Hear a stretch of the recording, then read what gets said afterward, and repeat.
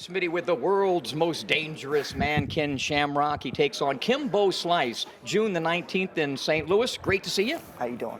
When I think about you, I tie into another fighter, one of the greats who's defied age and dodged father time is Hopkins. B-Hop, Yeah. Bernard Hopkins, who's a 50 plus like you. How have both of you managed to stay in this kind of condition for so many years at a high level? It's very difficult. How is it done? Well, and it's very simple. It's a lifestyle. And I think that that's not taken seriously enough with athletes. I think that we get into a fight, we have fun, and when the fight's over, we party for a month or however long before we start having to get back in the gym and get serious again. I believe the way you stay in this kind of a shape and be able to stay in shape and be able to fight this long, it has to be a lifestyle. It can't be something that you do because you're getting ready for a fight. It's got to be every single day. You get up, you take your vitamins, you go to the gym, you work out, you spend time with your family, and you live your life normal like that. It's a job. This is a 24/7 job. Yeah. And we have to take it like a lifestyle, like this is what we do for a living, this is our job, and that we have to go to work 9 to 5 every day, depending on what the schedules are going to be, and it doesn't stop when the fight's over. It's still a job. It's still a thing we have to do. And I believe 100% that if we seen more athletes do that and they would stay focused and do the things that they need to do to stay in shape year-round, not just during fight time, that you would see guys going much deeper into their careers. Yeah, George Foreman did it, but what Hopkins has done is simply amazing. Have you met him? I have, yes. Yeah. What do you think of him? I love the guy. I'm a fan of his. I've always watched him fight. I'm a fan of boxing anyway, so I loved when we had the three-way Duran, Hagler, and Sugar Ray Leonard. I go way back, and I love boxing. I love the footwork. I love this fight right here because what it brings. It's an international fight, and you got two guys that represent the sport at a high level. These guys are classy individuals. And then to have them at this level fighting each other with the respect that they have towards one another, but they're going to go in and someone's going to knock somebody out, and someone's going to try to dance around and hit the other person and make them miss all the time. And I just love this fight, man. If you ain't watched it, man, you're going to miss it. Another fight I think where somebody's going to get knocked out is June the 19th in St. Louis when you take on Kimbo Slice, who's from my neck of the woods, Miami. He doesn't move as good as I do, but he punches pretty damn hard. Right. This was a fight that there's truly some bad blood because it was supposed to happen back in the day, I believe in 2008. Why didn't it happen, and is the bad blood for real? It is real. It was a bad time for me. I was actually, before the fight, my father went into the hospital, and he had a bad case of diabetes and some other things going on with his heart and stuff like that. So I was actually going from the hospital to training the whole time, trying to prepare for the fight. And he told me, he goes, go in there, because I wasn't going to go. I was going to cancel the fight. And it was about 3 weeks out. My father said, don't do that. He goes, go in there and fight this fight and do your thing. He says, I'll be fine.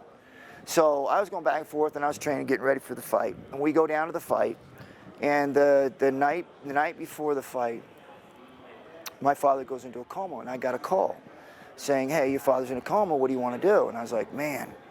I said, well, why don't you just don't do anything until I get back. I'll be back in a day. So my mind was reeling, had some other things going on with the office and stuff, and I had a lot of stuff going on, and it was like 24 hours before the fight. And so me and a buddy of mine were rolling around, and I got cut. And it wasn't anything. What a way to get injured. Yeah, and it was stupid. It was like you do when you're preparing to go into the ring. It was just smooth, rolling, light, moving from place to place. His head popped up, my head was coming down, and boom, it happened. And but isn't that a sign that it wasn't meant to be? That's how I would view that kind of a thing, I don't know. I mean, because at that time I was too angry because it was an opportunity for me. Yeah. Especially at that point in my career where I needed something, and it was a huge opportunity for me because I believe that the class of fighters were definitely way to my advantage with the experience and everything. And then he gets upset by, I think, a no-name dude that was actually from Fort Myers. Seth Petrozelli. What a big upset. That's a guy we put in there that was under our camp at the time. Right. And we thought we'd put on a good fight, but Kim would beat him and we'll get a rematch. Well, it didn't happen that way. Well, then they started screaming that I cut myself and I did this and I did that and calling me I was afraid, I was a chicken. I was like, so then I tried to get the fight after, a couple weeks later, and his camp wouldn't even talk to me about it. So I always told myself that if the opportunity arose and Kimbo ever came back into MMA, that I'd be standing there waiting for him.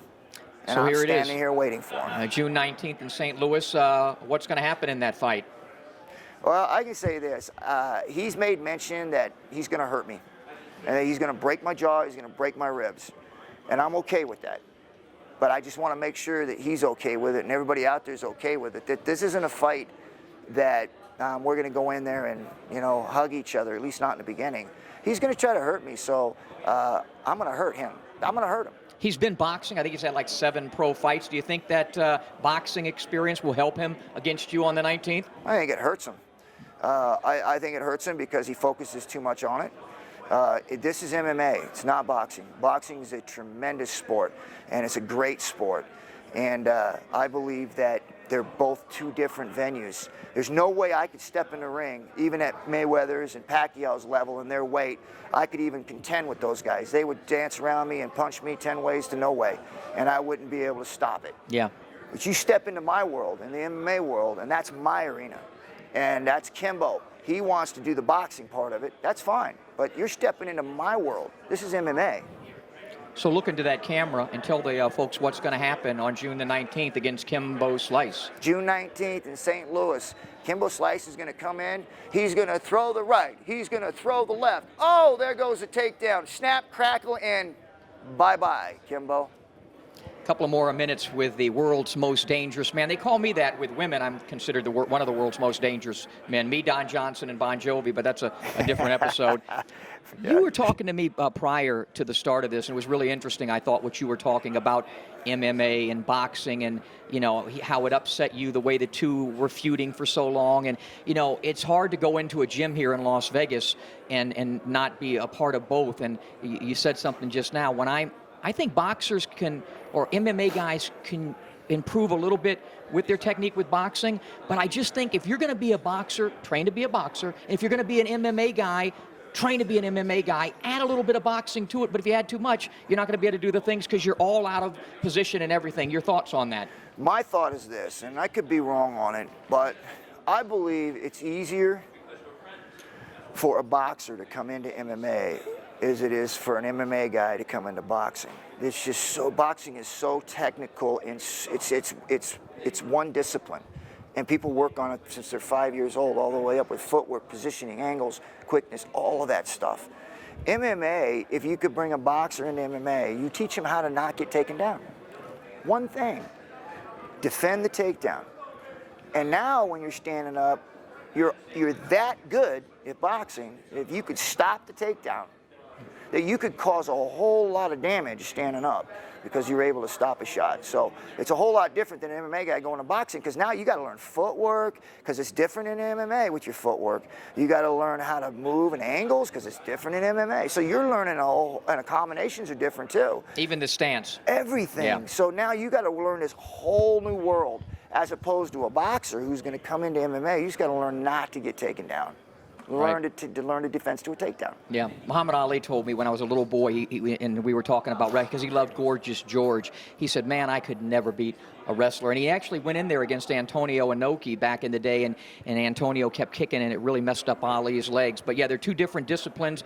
Obviously, you have excelled at one, a Hall of Famer. And I tell you what we're going to do, because we've never done a show with an MMA guy on In This Corner. We've done 60 shows with the greatest fighters past and present. When you're done with this, we'd like to schedule something where we sit down with you and we talk about your entire life and career, because it's a fascinating life. And then I normally get inside the ring with the great fighters. I don't know how that's going to work out. I might have to get a fill-in, because I don't know how to get taken down. I'm not too good on the ground, man, but it'd be great. And anyway, best of luck. June the 19th, he takes on Kimbo Slice in St. Louis, the world's most dangerous man, Ken Shamrock. Thanks. Appreciate it. Thank you very much. God bless.